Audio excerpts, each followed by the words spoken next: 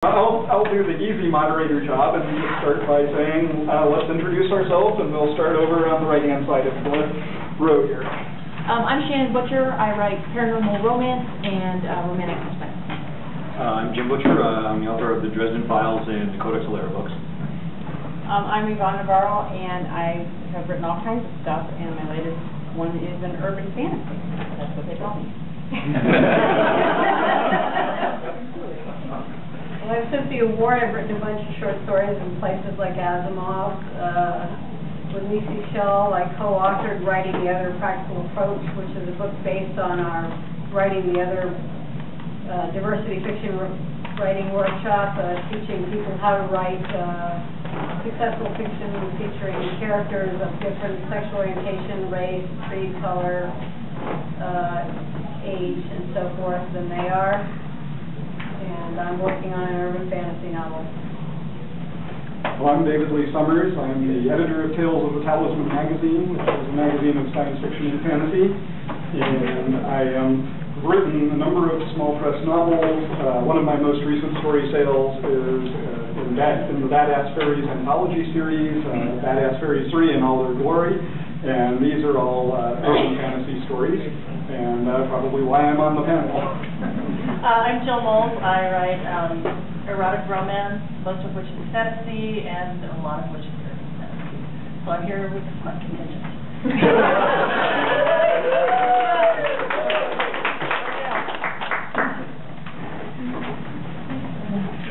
So I guess, let's see, what is the topic of this panel anyway?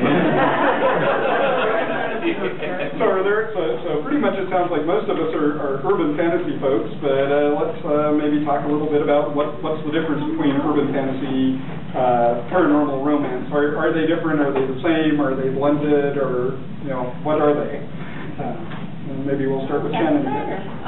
Okay. Well, I write romance. I've written one urban fantasy short story, Darkest Room Nights anthology. But I think the main difference is, the way I look at it is, a lot of the urban fantasy is one protagonist that goes through several books. Well, romance, you get one couple for each book, and then you kind of have to move on to the next couple. And they're typically third person, not always, but typically romance is more of a third person type of thing than a first person type of thing. So those are probably the two biggest differences I see. More orgasms.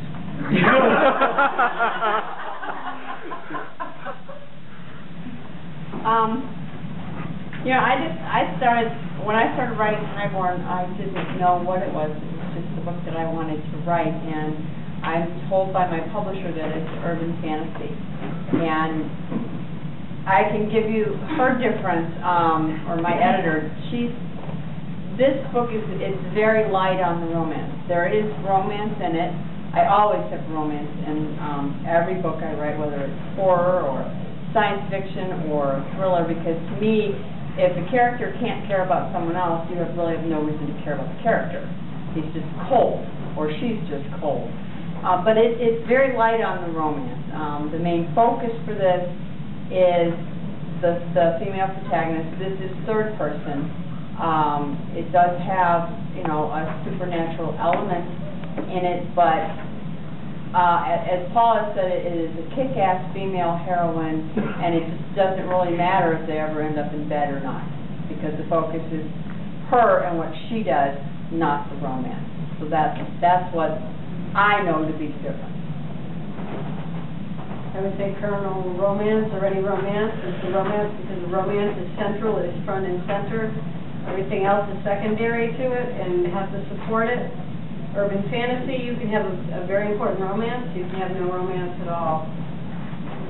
I would basically agree with that. In addition to the urban fantasy, I've also done some vampire stories as well, and just sold, just coming out this month, the prequel to Vampires of the Scarlet Order, which is actually much more romance-oriented than the first book. And it is being marketed as paranormal romance precisely because it's the story of, in this case, three characters, and their sort of romance with one another over the ages, whereas the more urban fantasy type stuff is basically just a fantasy story, in the case of the story in The Badass Fairies, it's pretty much about the military coming across the Fae. And there is a romantic side in that story, but it's not really a romance story. It's fantasy in a modern setting. Happily ever after. You know, in any kind of romance, you can both symbol and mutilate your protagonist, but at the end, you know, by golly, they're going to be together and they're going to be happy. The audience will not be happy. Yes, so the audience will be very grumpy. Yes, yes. In fantasy, you can end on an unhappy ending. In romance, you better end on a happy ending. I hate those kind of endings. So you must write urban fantasy rather than. I remember the Angelique series. Does anybody here remember that old series? Angelique? Yeah. Who wrote? Oh, I can't remember that. This is my mother's favorite series. I read one or two of the books when I was a teenager. But those did not always end happily. But they kept going. You know, if it didn't end happy there, you knew that she was coming back in the next book. And my God, there were a lot of those books. Oh my gosh! And these were not small books. These were books that were this thick, and they had writing this big, and you know, they were meant for teenagers with good eyes, because I don't think I could.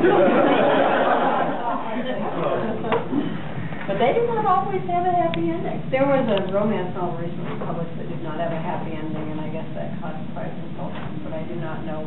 Was that the one that they killed the hero at the end of it?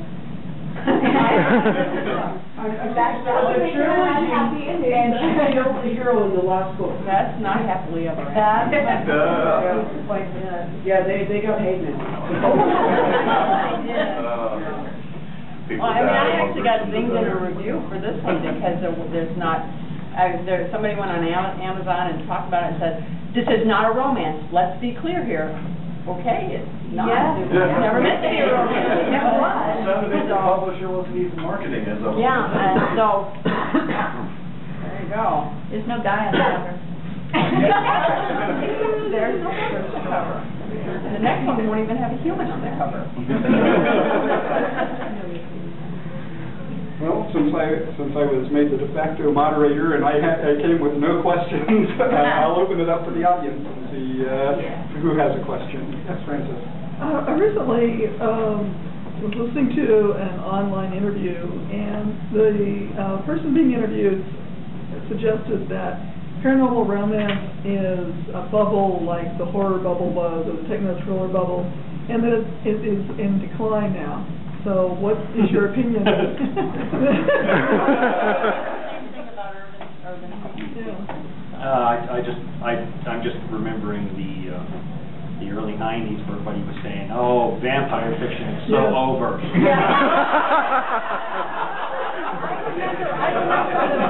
I remember the Victorian era when they were saying aliens. Well, I think Mr. Wells has done a really good job saying that there isn't anything else that needs to be said. Well, like I said, I work at Barnes & Noble, and we just put a big paranormal romance section smack dab in the middle of our romance section. I don't know if you finally segregated it out, huh? Of course.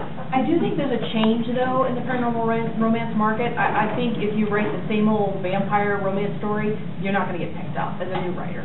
I think it has to be different. There needs to be something new and fresh about it. And I think that's what paranormal romance readers are looking for. You know, we did the vampires, we did the demons, we've done the angels, you know, what's next, that kind of thing. It's growing up.